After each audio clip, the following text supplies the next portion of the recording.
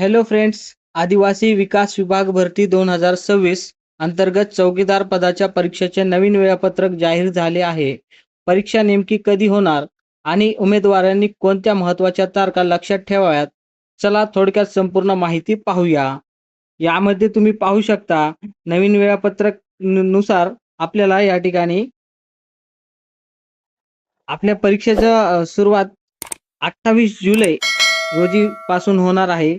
तर शेवटी आपल्याला 1 ऑगस्टपर्यंत हे आपले पेपर चालणार आहेत. 28 जुलैला सुरुवात आणि शेवट हे 1 ऑगस्टपर्यंत आपले म्हणजे हे पेपर चालणार आहेत. तर यामध्ये तुम्ही पाहू शकता संपूर्ण तारखानुसार आपल्या शिफ्टनुसार आणि प्रकल्प कार्य हे पाहू शकता यामध्ये.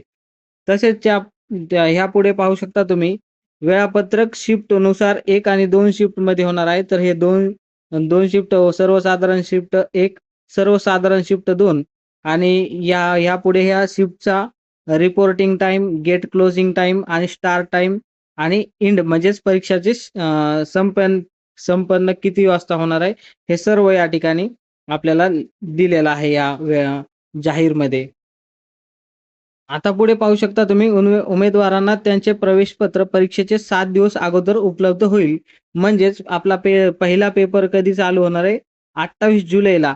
तर 28 जुलैच्या अगोदर आपल्याला म्हणजेच 21 ते 22 तारखेच्या जवळपास आपल्याला आपले हॉल तिकीट आपल्याला आपल्या वेबसाईटवर किंवा संकेतस्थळावर उपलब्ध केले जातील. तसेच त्या हॉल तिकीटमध्ये आपल्याला परीक्षेचे ठिकाण, परीक्षेचे सर्वसाधारण सूचना त्यामध्ये दिलेले असतील.